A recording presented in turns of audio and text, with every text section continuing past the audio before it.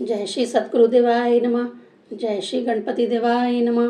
ओम नमः शिवाय। रुद्र संहिता सती खंड 18वां अध्याय।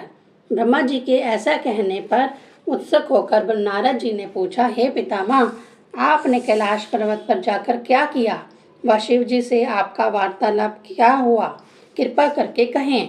ब्रह्मा जी बोले, हे देवऋषि, जब मैं दक्ष की स्वीकृति प्राप्त कर कैलाश पर्वत पर पहुंचा तो सर्वप्रथम शिवजी ने स्वाभाविक रूप से सती व दक्ष का कुशल क्षेम पूछा। तब मैंने उन्हें विश्वास दिलाते हुए उत्तर दिया, हे कृपा कर आपका वरदान पूर्ण होगा। दक्ष ने आपको पहले से ही जमाता रूप में चुन लिया है।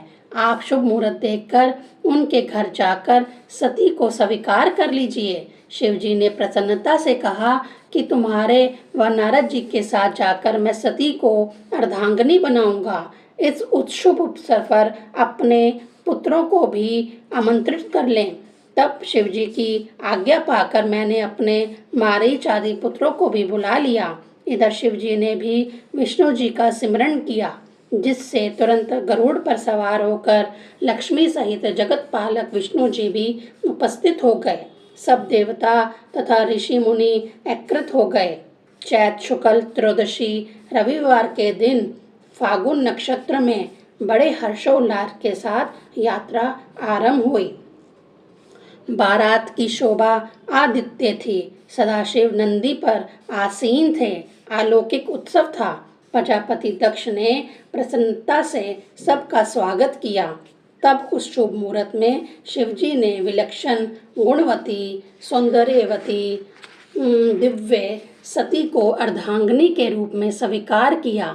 सबने हर्षित होकर मंगल की प्रार्थना की। 19वां अध्याय। ब्रह्मा जी बोले, तब विधि पूर्वक कन्यादान देकर दक्ष ने शिवजी को बहुत सा धन दहेज के रूप में दान दिया। ब्राह्मणों को भी दक्षिणा आदि से संतुष्ट किया।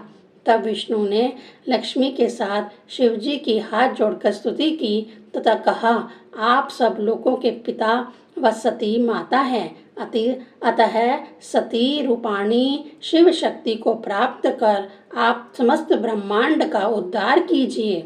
शिवजी ने तथास्तु कहकर विष्णु जी को कृतार्थ किया। मेरी आज्ञा से शिवा ने अग्नि के चारों ओर प्रदक्षिणा की। उसके पश्चात हर्षोल्लास समय विलक्षण उत्सव हुआ। शिवजी की माया से समस्त ब्रह्मांड मोहित हो गया। मैं ब्रह्मा भी मोहित हो गया।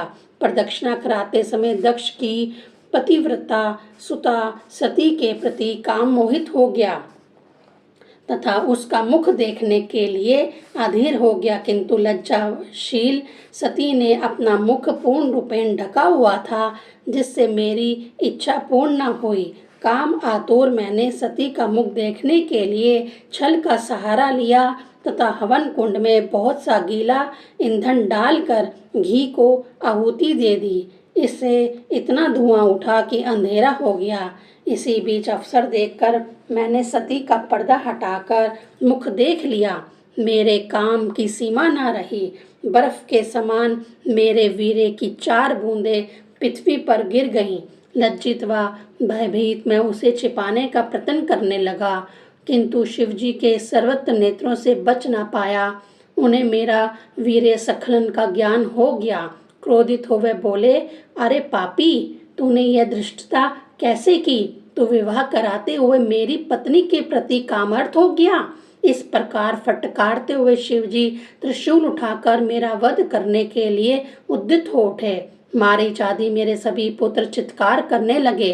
भयभीत होकर सभी देवता शिवजी की स्तुति करने लगे। दक्ष ने भी आगे जाकर शिवजी को शांत करने का प्रयत्न किया। शिवजी ने आवेश में कहा, विष्णु के कथा अनुसार सती पर काम दृष्टि रखने वाले को मैं नष्ट कर दूंगा। इस पाप आत्मा ब्रह्मा के काम आतुर होकर सती को क्यों देखा? इसके वीर्य का भी स्खलन हो गया। इस निंदनीय का वध मैं अवश्य करूंगा। शिवजी के हट्ट को देखकर सभी देवता भयभीत हो गए।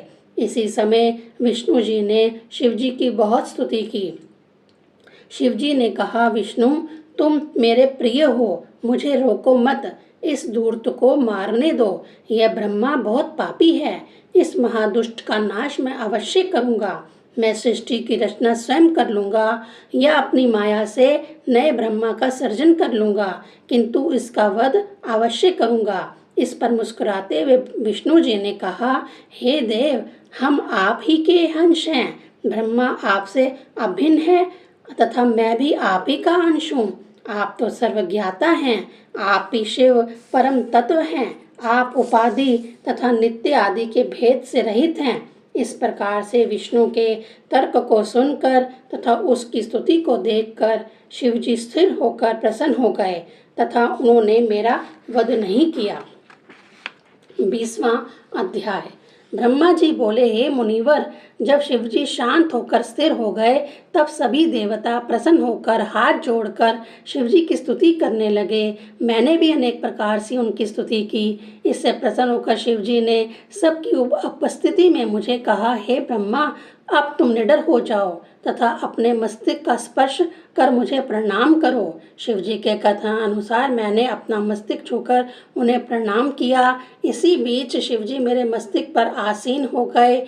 इंद्र आदि सभी देवताओं के समक्ष मेरी लज्जा की सीमा न रही।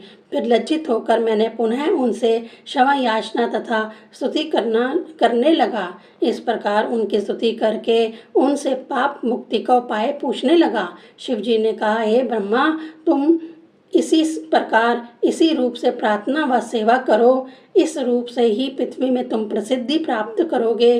तुम तेजस्वी ब्राह्मणों के कार्य सिद्ध करोगे। वीर्यपात करके तुमने मनुष्य के समान आचरण किया है, अतएव तुम मनुष्य बनकर पृथ्वी लोक में भ्रमण करो। तुम्हारे इस रूप को देखकर लोग कहेंगे कि ब्रह्मा के सिर पर रुद्र बैठे हैं। इस प्रकार लोग पर स्त्री गमन नहीं करेंगे। इससे तुम्हारे पापों की शुद्धि होगी तथा तुमने जो 4 वीर्य की बूंदें पृथ्वी पर गिराई हैं, उनसे आकाश में परले करने वाले 4 बादल होंगे, जिनके नाम संवर्तक, आवर्तक, पुष्कर, द्रोण होंगे। ऋषियों के देखते ही यह बादल में परिवर्तित हो गए।